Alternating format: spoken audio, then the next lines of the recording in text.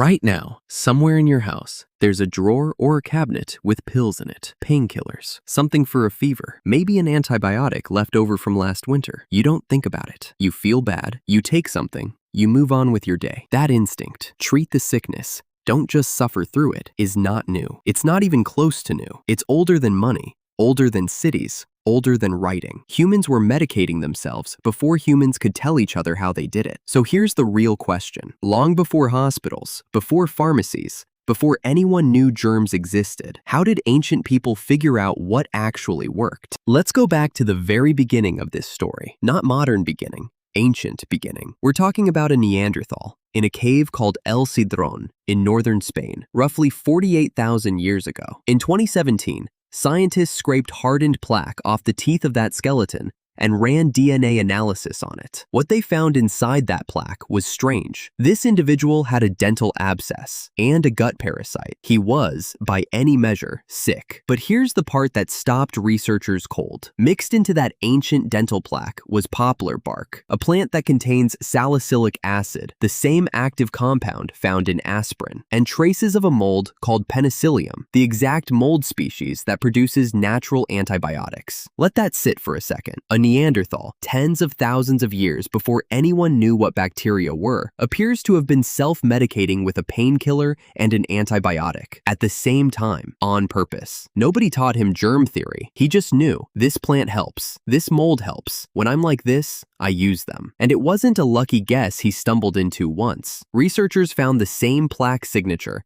in more than one Neanderthal from that group, which means this wasn't an accident. It was something closer to a passed-down habit. Other Neanderthals nearby were eating a completely different diet, meat-heavy, no medicinal plants at all. Same species, same time period, two totally different approaches to staying alive. One group just happened to be sitting on the beginnings of pharmacology. Now jump forward. Tens of thousands of years later, humans aren't just treating sickness with plants anymore. They're cutting into the skull itself. Archaeologists have found Neolithic skulls, some dating back 10,000 years, with a hole carved directly into the bone. It's called trepanation. Using nothing but a sharp piece of flint, someone would scrape or bore straight through a person's skull. You'd assume that's a death sentence. Here's the thing, a lot of these patients lived. Archaeologists can tell because the bone around the hole is smooth and rounded, not jagged. That kind of healing takes months, sometimes years. Somewhere between 5 and 10% of Neolithic skulls ever recovered show this surgery, and some skulls show it more than once. Same person, multiple operations, still alive to receive the next one. Think about that. No anesthesia, no sterilization, just flint,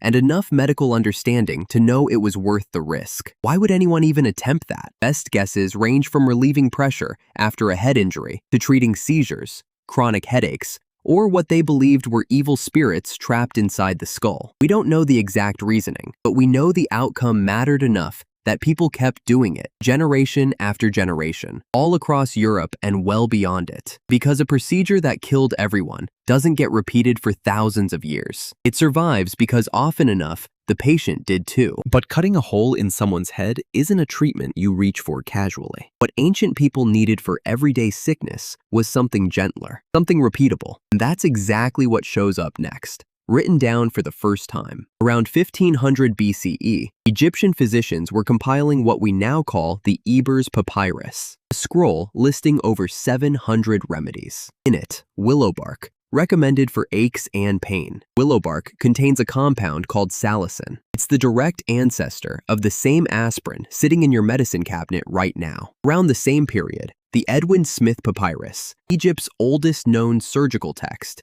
describes wound care in specific practical detail. Egyptian doctors packed open wounds with a mixture of honey and grease, then sealed them with linen. Modern labs have since confirmed what those doctors could only observe by results. Honey is genuinely antibacterial. It's low moisture, low pH, and produces trace hydrogen peroxide, a hostile environment for the exact bacteria that cause infection. He didn't know the chemistry. He just noticed that wounds packed with honey healed, and wounds that weren't often didn't. Here's what makes this so much bigger than a list of ancient home remedies. Every single one of these groups, Neanderthal in Spain, Neolithic skull surgeons, the Egyptian physicians writing on papyrus, arrived at real, effective medicine using nothing but trial, error, and generations of paying close attention. No microscopes, no chemistry, no idea that germs were even a thing that existed. Just, this worked last time, so we do it again. That's not primitive. That's science, running in slow motion,